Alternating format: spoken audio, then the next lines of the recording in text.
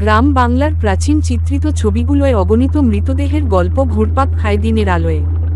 কিন্তু যখন সন্ধ্যার অন্ধকার নেমে আসে, হারিয়ে যাওয়া আত্মাদের কান্না শোনা যায় কেবল অন্ধকারে, যেখানে কেউ যেতে চায় না। এই গল্পে আপনাদের আমরা নিয়ে যাব সেই অদৃশ্য রাজ্যে, হারিয়ে যাওয়া মৃতদের আতঙ্কের রহস্যের গভীরে। রাত আর সালামের মাঝামাঝি সময়ে বিষণ্ণ বাতাসে শীতের কাঁপুনি, দূর থেকে এক মেয়ের হাহাকার ভেসে আসে।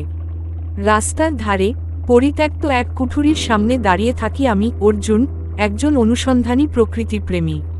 কেমন যেন অদ্ভুত আকর্ষণ কাজ করে, যেন কেউ ডাকে, আজীবন স্থিরতা খুঁজে পেও। হৃদয় দুর্বল করে এমন এক শব্দ, ভয় আর উত্তেজনা। হাতে ধরে রাখি টর্চলাইট। ভাবি, শনি কি তবে প্রকৃতির অঙ্গীকার? না, কিছু তো একেবারে অমোঘ। কুঠুরির ভেতর ঢুকে দেখি, চারপাশে ছড়িয়ে ছিটিয়ে প্রচণ্ড ধুলো, পুরনো আসবাবপত্র। ভেতর থেকে ভাঙা দরজার ফাঁক দিয়ে ঝলমলে চাঁদের আলো ভেসে আসে। হঠাৎ এক নিঃশ্বাসের আওয়াজ, আমার পা জায়গায় আটকে যায়। নিঃশ্বাসটা জীবনের নয়, বরং মৃত্যুর।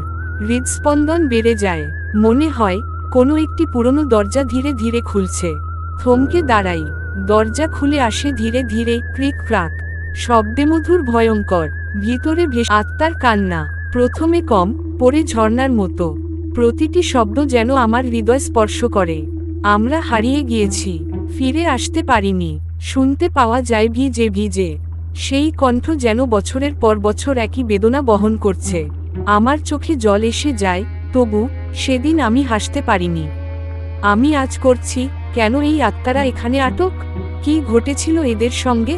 প্রশ্নগুলোর ঢেউ এসে আছড়ে পড়ে, চোখের পলক ফেলতে পারি না। ভাবতে থাকি, একদিনও কি কেউ এদের জন্য প্রার্থনা করেনি? কেউ কি মাফ চেয়েছে? নেই কোনো শান্তির আলো? এই যে তারা আমাকে ডাকছে, কি বার্তা পৌঁছে দিতে চাচ্ছে? আমি বুক ভরে শ্বাস নেই, যেন জীবনের প্রতিটা অণু এখন মিলে গেছে মৃত্যু চাপের সঙ্গে। এক দুর্বার আকর্ষণ, মনে হয় যেন কোনো অপরিচিত শক্তি ডেকে নিয়ে যেতে চায়। এসো, এসো, ফিসফিস করে ডাক। আমি কেঁপে উঠি, হাতে থাকা টর্চের আলো ম্লান হয়ে আসে। মনে হয় অন্ধকারটা চাপিয়ে দিচ্ছে। আমি কিছুতেই চোখ দূরতে পারি না সেই অজ্ঞাত আলোর দিকে। ঝিকিমিকি, ধূসর, রহস্যময় আলো যেন কাঁপছে, অর্ধেক অদৃশ্য, অর্ধেক দৃশ্যমান। আমার মন শুধু বলে, চল, অনুসরণ করো, শিখবে সত্যি। চলতে চলতে হঠাৎ সময় বিলীন মনে হয়, ডুবে যাবার সময় আর হারাবার ভয় মিলেমিশে। সত্যি কি আছি আমি এখানে, নাকি এটা সেই জানালায় দেখা ছায়ার খেলনাগুলো? আমি হাত বাড়াই, স্পর্শের আশা নিয়ে। হাত লেগেই ছায়া ভাঙিয়ে পড়ে, কিন্তু শব্দ থেকে যায়, একটি দীর্ঘ নিঃশ্বাস, যেটা জানে না শেষটাকে কখন বলতে হবে।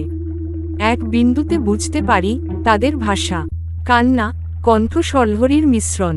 আমি আজ করি, এরা শান্তি চায়, মুক্তি চায়। তবে মুক্তি কি কেউ দেবে? কেউ বুঝবে কি এদের পীড়ন? তুমি কি জানো সঠিক প্রার্থনা? মনের এক গহ্বরে ভেসে ওঠে পুরনো দিনের গীত। একজন বৃদ্ধের শেষ মন্ত্রমালা, একজন কন্যার স্মৃতি, এক যুবকের হাহাকার, সব মিলিয়ে এক অপার মিশ্রণ।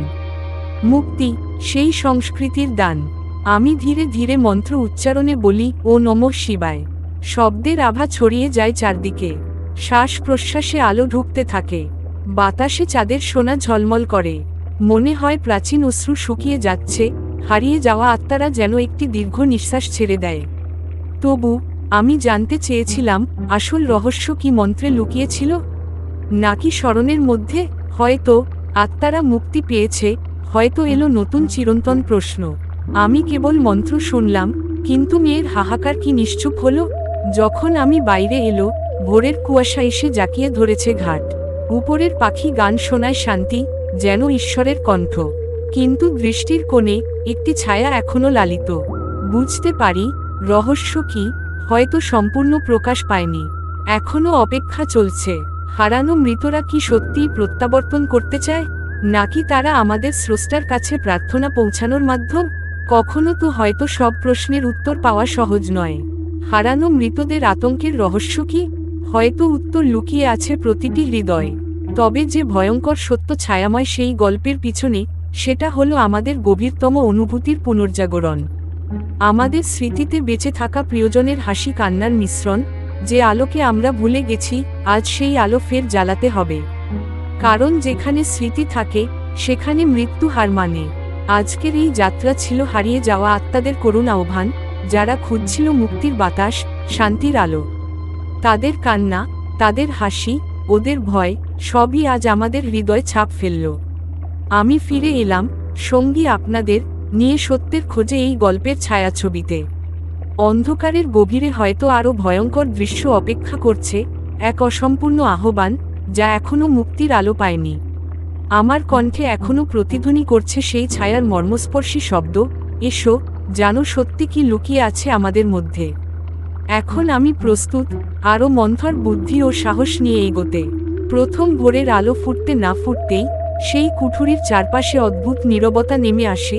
দেখতে পাচ্ছি মাটির উপর ছাপ পড়েছে, যেন পুরনো কোনো পদ্ম ছেঁড়া হয়ে রয়েছে। আমি গভীর শ্বাস নিয়ে মাটিতে হাত দিতে গিয়েই অনুভব করি, মাটি যেন কাঁপছে, এবং কোনো অনির্দিষ্ট কণ্ঠ বলছে, এখনই মুক্তি দাও। এই বার্তাটি কি আগের মন্ত্রেই লুকিয়ে ছিল, নাকি অন্য কোনো প্রাচীন তাবিজে? পথিকৃৎ হিসেবে আমি বুঝতে পারি, এ রহস্য দূর করার জন্য শুধু প্রার্থনা যথেষ্ট নয়, প্রয়োজন সত্যিকার সাহস আর আত্মত্যাগ। হাতের টর্চ দুলিয়ে আমি এগিয়ে যাই সেই জমাট বাঁধা আর্তনাদের উৎসের দিকে। কিছুক্ষণের মধ্যেই এক অদ্ভুত ঘরানার সুর আমার কানে আসে, স্মৃতির নীরব গান, যা শুনে মনে হয় কেউ আমার নাম উচ্চারণ করছে।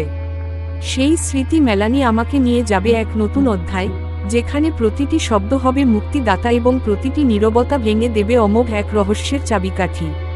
রাত আর সালামের মাঝামাঝি সময়ে বিষণ্ণ বাতাসে শীতের কাঁপুনি, দূর থেকে এক মেয়ের হাহাকার ভেসে আসে। রাস্তার ধারে পরিত্যক্ত এক কুঠুরির সামনে দাঁড়িয়ে থাকি আমি, অর্জুন, একজন অনুসন্ধানী প্রকৃতিপ্রেমী। কেমন যেন অদ্ভুত আকর্ষণ কাজ করে, যেন কেউ ডাকে, আজীবন স্থিরতা খুঁজে পেও।